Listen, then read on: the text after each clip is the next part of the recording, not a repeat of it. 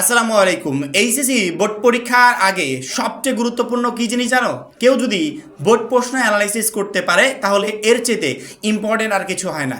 কেউ যদি বোর্ড প্রশ্ন অ্যানালাইসিস করতে পারে তাহলে তার আর অন্য কারো সাজেশনের প্রয়োজন হয় না। কেউ যদি বোর্ড প্রশ্ন অ্যানালাইসিস করতে পারে তাহলে তার আর এতটা বুঝতে বাকি হয় না যে আমার বোর্ড পরীক্ষায় কি কি প্রশ্ন আসতে চলেছে। কারণ কি, একটা শিক্ষার্থী যদি বোর্ড প্রশ্ন অ্যানালাইসিস করে সে এমনিতেই বুঝতে পারবে যে বোর্ড পরীক্ষায় আমি কোন টাইপের প্রশ্ন কমন পেতে চলেছি, তাহলে ওই টাইপের প্রশ্নগুলোই বোর্ড পরীক্ষার আগ মুহূর্তে আমাকে বেশি বেশি করে সলভ করতে হবে। মাত্র 310 টাকায় এইচএসসি 26 ব্যাচের জন্য শেষ মুহূর্তে ধামাকা অফার। শেষ মুহূর্তে আমাদের এইচএসসি 26 টার্গেটে প্লাস কোর্সে যুক্ত হলে পেয়ে যাচ্ছ সকল সাবজেক্টের সাজেশন, সকল গ্রুপের পিডিএফ ও ক্লাস আকারে, বিগত বছরগুলোর বোর্ড এমসিকিউ উত্তর সহ পিডিএফ আকারে, প্রত্যেকটা সাবজেক্টের প্রত্যেকটা চ্যাপ্টার ওয়াইজ জ্ঞানমূলক অনুধাবনমূলক প্রশ্ন উত্তর পিডিএফ আকারে, ইংরেজি গ্রামার অংশে শর্টকাট টেকনিক ও দুর্দান্ত সব রেকর্ডেড ক্লাসেস, লিখিত অংশে শর্টকাট টেকনিক ও রেকর্ডেড ক্লাসেস, এইচএসসি পর্যায়ের সবচেয়ে কঠিন সাবজেক্ট আইসিটির শেষ মুহূর্তে দুর্দান্ত সব রেকর্ডেড ক্লাস, এছাড়া পড়াশোনা রুটিন, এ প্লাস গাইডলাইন সবকিছু থাকছে মাত্র এই 310 টাকার কোর্সে। যারা এখনো আমাদের কোর্সে যুক্ত হও নাই খুবই দ্রুত করো। আমাদের কোর্সে যুক্ত হতে ভিডিওতে দেওয়া নাম্বারে 310 টাকা কোর্স ফি পাঠিয়ে এই নাম্বারই হোয়াটসঅ্যাপে আমাকে জানাবে কোর্স ফি পাঠিয়েছি, সাথে সাথে তোমাকে গ্রুপে যুক্ত করে নিব। তখন থেকে তোমার প্লাস প্রস্তুতি শুরু হয়ে যাবে।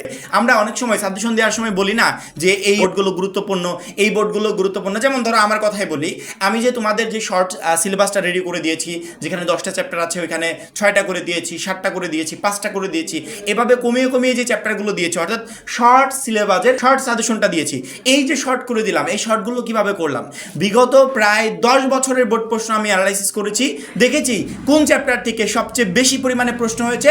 আমি তখন ওই অধ্যায় ভিত্তিক সাজেশনগুলো রেডি করেছি যে এই অধ্যায়গুলো গুরুত্বপূর্ণ, এইগুলো থেকে প্রশ্ন আসবে। এখন তোমাকে কি করতে হবে?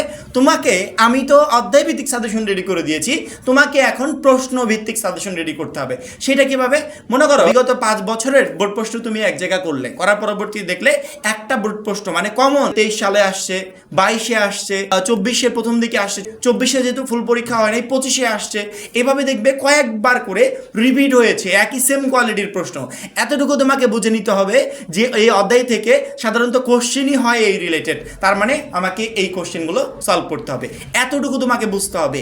এতটুকু যদি বুঝতে পারো, এতটুকু যদি অ্যানালাইসিস করতে পারো, না কারো সাজেশনের দরকার হবে, না তোমার অতিরিক্ত সময় নষ্ট হবে, তুমি শর্ট টাইমে বুঝতে পারবে কোন ম্যাথগুলো সলভ করতে হবে, কোন প্রশ্নগুলো পড়তে হবে, শুধুমাত্র ওইগুলো তুমি করতে পারবে। এইচএসসি 26 ব্যাচের এই লাস্ট মোমেন্টের সময়টা শুধুমাত্র এতটুকু বোঝার যে আমাকে এই শেষ মুহূর্তে কি কি পড়তে হবে। আমরা যদিও বলে দিচ্ছি এই মুহূর্তে যে তোমার কি কি পড়তে হবে, কোনগুলোর দিকে ফোকাস দিতে হবে, কোনগুলোতে বেশি সময় দিতে হবে, কোনগুলোতে অল্প সময় দিবে, কিভাবে কি স্টাডি করবে, totally planning, guideline, everything ready করে দিচ্ছি।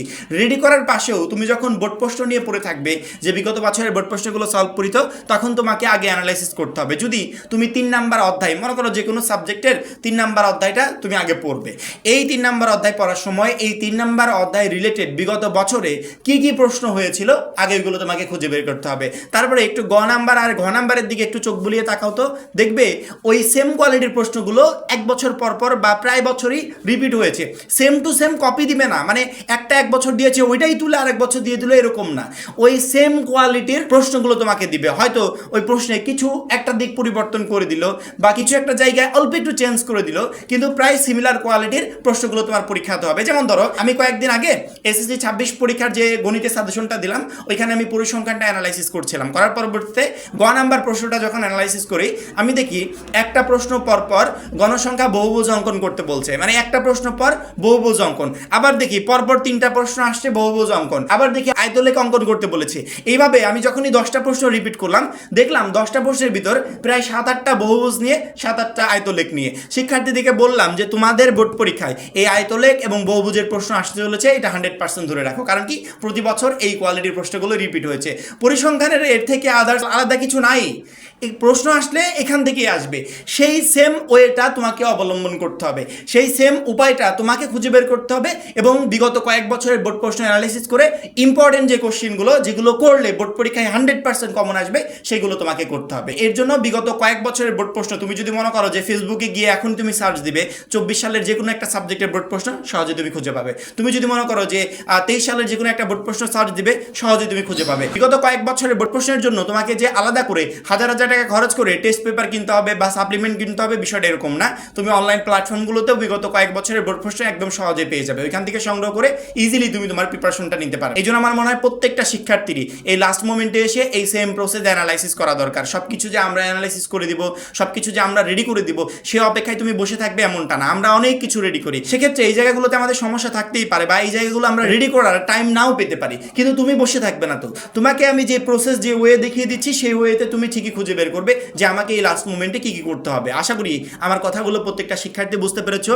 শেষ মুহূর্তের সময়টা অনেক গুরুত্বপূর্ণ হয়, এই গুরুত্বপূর্ণ সময়টা আমরা সেই গুরুত্বপূর্ণ কাজগুলোর পিছনেই নষ্ট করব, যেগুলো করলে লাস্ট মোমেন্টে আমার বোর্ড পরীক্ষায় এসে এগুলো কাজে লাগবে। এবং এই কাজগুলো করতে আমরা আমাদের পক্ষ থেকে তোমাদের সর্বোচ্চ হেল্পটা করার চেষ্টা করব। আর লাস্ট মোমেন্টে আমরা তোমাদের জন্য ধামাকা অফার নিয়ে আসছি এইচএসসি 26 টার্গেটে প্লাস কোর্সে। আমরা আগে পিডিএফ দেওয়ার কথা বলেছিলাম, এখন পিডিএফ এর পাশাপাশি আমরা ইংরেজি এবং আইসিটি দুইটা ইম্পর্টেন্ট সাবজেক্ট, এইচএসসি পর্যায়ে সবচেয়ে বেশি পরিমাণ খারাপ রেজাল্ট এবং ফেল থাকে, এই দুইটা সাবজেক্টের আমরা ক্লাস ভিডিও নিয়ে আসছি, রেকর্ডেড ক্লাস, যেগুলো আমরা আমাদের 310 টাকার কোর্সে পিডিএফ এর পাশাপাশি এই ক্লাসগুলো আপলোড করব, যেগুলো তোমার কাছে ইংরেজি এবং আইসিটি সাবজেক্ট সহ আদার্স সকল সাবজেক্টই একদমই পানির মতো সহজ করে তুলবে। আশা করি প্রত্যেকটা শিক্ষার্থী বুঝতে পেরেছো।